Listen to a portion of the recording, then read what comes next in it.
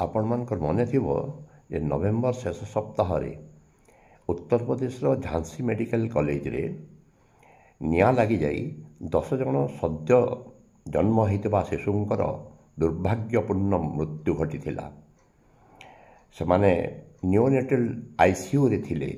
ସେ ଶିଶୁମାନେ ଏମିତି ଏକ ଦୁର୍ଭାଗ୍ୟପୂର୍ଣ୍ଣ ଘଟଣା ପରେ ସେଟାକୁ ୟୁପିର ସ୍ୱାସ୍ଥ୍ୟମନ୍ତ୍ରୀ ବ୍ରଜେଶ ପାଠକ ସେ ଡାକ୍ତରଖାନାକୁ ପରିଦର୍ଶନରେ ଆସିବା ପାଇଁ ବାହାରେ ସ୍ଥିର ହେଲା ଏବଂ ତାଙ୍କୁ କେମିତି ସ୍ୱାଗତ କରାଯିବ ସେଥିରେ ଝାନ୍ସୀ ହସ୍ପିଟାଲର ମେଡ଼ିକାଲ କଲେଜର ଏବଂ ଡିଷ୍ଟ୍ରିକ୍ଟ ଆଡମିନିଷ୍ଟ୍ରେସନର ଅଫିସରମାନେ ସେ ପ୍ରସ୍ତୁତିରେ ଲାଗିଗଲେ ଯେ କେଉଁ ରାସ୍ତାରେ ଆସିବେ ସେଇଠି ଚୂନର ମାର୍କ କରାଗଲା, ଚୂନ ଦେଇକି ମାର୍କ କରାଗଲା, କେଉଁ ଫୁଲର ବକେ ଦିଆଯିବ, କେତେ ବଡ଼ ବକେ ଦିଆଯିବ, କେଉଁ ରଙ୍ଗର ଫୁଲର ବକେ ଦିଆଯିବ, ରେଡ୍ କାର୍ପେଟ୍ ୱେଲକମ୍ ତାଙ୍କୁ କେମିତି କରାଯିବ, ସେସବୁରେ ଅଫିସରମାନେ ବ୍ୟସ୍ତ ରହିଲେ।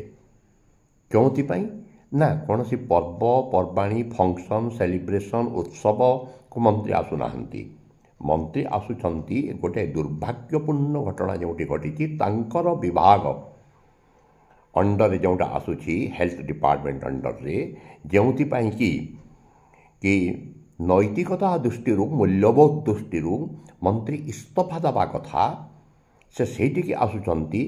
ଆସିଲେ ସେ ସେଇଠି ସେ ଶିଶୁମାନଙ୍କର ପିତାମାତାଙ୍କୁ ତାଙ୍କର ସମ୍ପର୍କୀୟମାନଙ୍କୁ ସମବେଦନା ଜଣାଇବା କଥା କିମ୍ବା କାହିଁକି କେମିତି ଘଟିଲା ତାର ଗୋଟେ ଅନୁସନ୍ଧାନ କରିବା କଥା, କିନ୍ତୁ ତାଙ୍କୁ କେମିତି ସ୍ୱାଗତ ଜଣାଯିବ ଫୁଲ ବକେ ଦେଇକି ରେଡ୍ କାର୍ପେଟ୍ ବିଛେଇ ସେଥିରେ ମାତିଛନ୍ତି ଏଇ ଅଫିସିଆଲ୍ସ ମାନେ।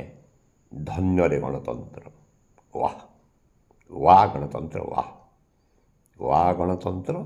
ଆଉ ଧନ୍ୟ ଏ ଗଣତନ୍ତ୍ରର ଜନତା, ଧନ୍ୟ ଏ ଗଣତନ୍ତ୍ରର ମନ୍ତ୍ରୀ। ସେଥିପାଇଁ ସମ୍ବିଧାନ ଉପରେ ବିତର୍କ ହେଲାବେଳେ ପାର୍ଲାମେଣ୍ଟରେ କେମିତି ମାରପିଟ୍ ଲାଗୁଛନ୍ତି ଦେଖୁଛନ୍ତି।